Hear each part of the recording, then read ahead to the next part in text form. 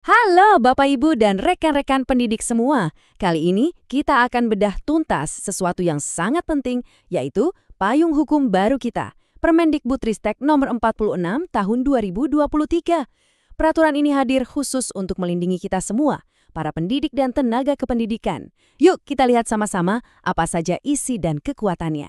Tapi sebelum kita mulai, saya mau ajak kita semua merenung sejenak. Pernah nggak sih Bapak atau Ibu merasa was-was, nggak aman, atau merasa sendirian saat menjalankan tugas mulia ini? Saya yakin banyak di antara kita yang pernah merasakan itu. Dan ya, pemerintah mendengar keresahan itu. Ternyata, peraturan lama yang dibuat tahun 2017 itu dirasa udah nggak cukup kuat lagi untuk menjawab tantangan zaman sekarang. Makanya sekarang hadir peraturan baru yang jauh lebih kuat dan lebih lengkap untuk jadi perisai kita semua. Oke, biar lebih terstruktur, ini dia peta jalan pembahasan kita kali ini. Pertama, kita cari tahu dulu, kenapa sih aturan ini perlu ada? Kedua, kita akan kenalan sama 4 pilar perlindungan kita. Ketiga, kita pahami batas-batasnya. Keempat, yang paling penting, gimana cara lapor kalau ada masalah. Dan terakhir, kita lihat gimana caranya kita bisa bareng-bareng bikin sekolah jadi tempat yang lebih aman. Kita mulai dari bagian pertama. Kenapa aturan ini ada? Sederhananya, tujuan utama peraturan ini adalah untuk memberikan fondasi.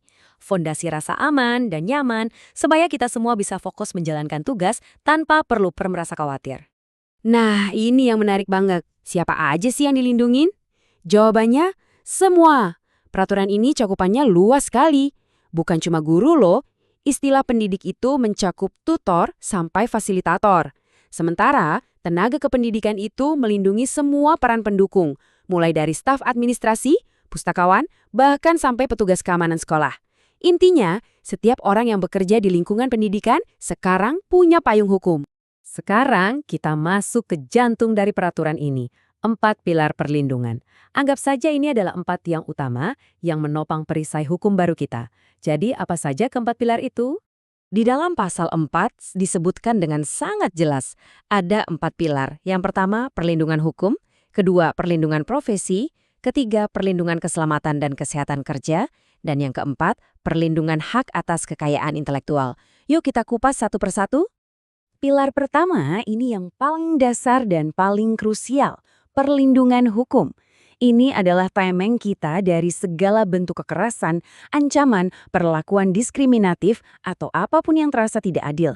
Semuanya dirinci di pasal 5. Jadi, kita punya dasar yang kuat untuk melawan. Lanjut ke pilar kedua, perlindungan profesi. Nah, ini menyangkut karir dan kesejahteraan kita. Pasal 15 di sini memastikan kita aman dari hal-hal seperti pemecatan sepihak, gaji yang tidak sesuai, atau bahkan ketika pengembangan karir kita dihambat tanpa alasan yang jelas. Pilar ketiga, ini soal lingkungan kerja kita sehari-hari, keselamatan dan kesehatan kerja.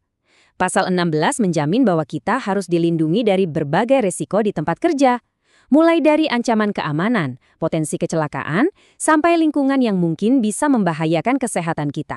Dan pilar keempat, ini yang seringkali terlewatkan padahal penting banget, hak atas kekayaan intelektual. Pasal 17 ini melindungi semua karya dan inovasi kita.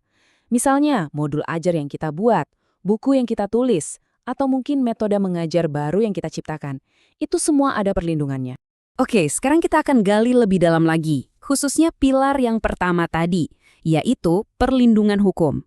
Kita perlu tahu persis, apa saja sih yang dianggap sebagai kekerasan menurut peraturan ini? Ini penting supaya kita bisa mengenali batasannya. Pasal 6 menjelaskannya dengan sangat rinci. Kekerasan itu ternyata bukan cuma fisik loh. Ada juga kekerasan psikis, perundungan, dan kekerasan seksual.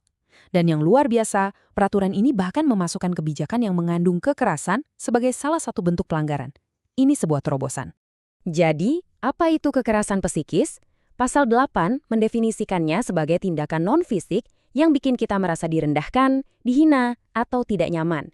Contohnya banyak banget, seperti dikucilkan oleh rekan kerja, jadi bahan gosip, atau bahkan dipermalukan di depan umum. Hal-hal seperti ini sering dianggap sepele, padahal dampaknya besar. Dan sekarang sudah ada dasar hukum yang jelas. Soal kekerasan seksual, pasal 10 juga sangat detail. Seperti yang bisa kita lihat, cakupannya itu spektrum yang sangat luas. Mulai dari pelecehan verbal atau lewat chat, kontak fisik yang kita tidak mau, sampai pelanggaran privasi seperti menyebarkan konten pribadi. Aturan ini benar-benar berusaha menutup semua celah. Baik, kita sudah paham hak-hak kita. Pertanyaan berikutnya, kalau amit-amit kita mengalaminya, harus lapor kemana dan bagaimana caranya? Nah, kita masuk ke bagian keempat yang sangat praktis, yaitu jalur aman pengaduan. Jadi, mekanisme utamanya adalah melalui sebuah badan yang disebut Satuan Tugas Perlindungan atau disingkat Satgas. Kerennya, Satgas ini akan dibentuk di berbagai tingkatan loh, ada di tingkat kementerian, di pemerintah daerah, sampai di organisasi profesi kita. Ini sesuai dengan amanat di pasal 21-23. Prosesnya pun sudah diatur biar jelas dan gak berbelit-belit. Pasal 30 menjelaskan ada 4 langkah utama. Pertama, laporan kita diterima. Kedua, kasusnya akan diperiksa. Ketiga, akan ada kesimpulan dan rekomendasi. Dan yang terpenting, langkah keempat harus ada tindak lanjut yang nyata. Nah, ini dia salah satu poin yang paling bikin lega. Di pasal 36 ada mandat soal kecepatan respons. Setiap laporan harus ditangani dalam waktu maksimal 3 hari kerja. Kalau lebih dari itu, kita sebagai pelapor punya hak untuk mengadu ke jenjang yang lebih tinggi. Ini menunjukkan kalau aturannya dibuat untuk benar-benar ditegakkan, bukan cuma jadi pajangan. Akhirnya, kita sampai di bagian terakhir.